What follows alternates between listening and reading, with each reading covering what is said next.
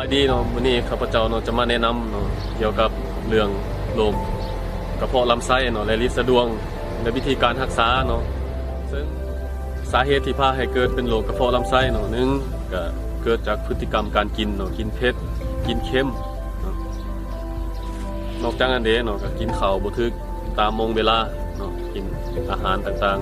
ๆเพราะลำไส้นี้จะเกิดอยู่ในกลุ่มที่ใบกำลังทำงานเนาะใบกลางคนย้อนยังเขาจะว่านั่นเนาะเพราะว่าส่วงใบทำงานนี่จะบุญน้ำแต่เบียกแต่งานหลายเนาะเวลากินข้าวกินน้ำก็จะบ่ค่อยถือตามเวลาปานใดเนาะเพราะว่าจะเน้นใช้แต่เบียกแต่งานแล้วเวลาไปกินข้าวกินน้ำแล้วเนาะมักจะกินเผ็ดตอนนี้หลังจากกินเผ็ดแล้วเนาะมากินน้ำเย็นซะอีกเนาะเฮ็ดให้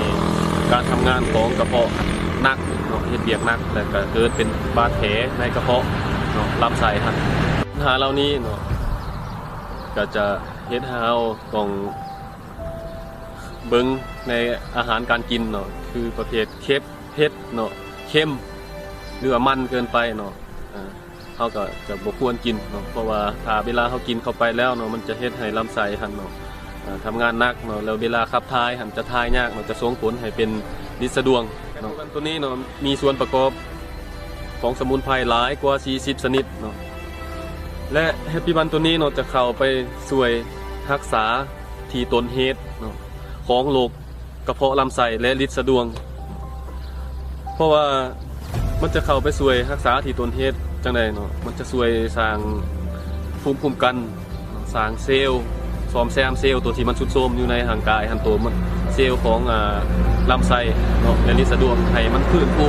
และกลับคืนขึ้นมาให้เบียกเป็นปกติเนาะและปัญหาเหล่านี้เนาะก็เคยเกิดขึ้นกับข้าพเจ้าเองเนาะแล้วข้าพเจ้าก็ได้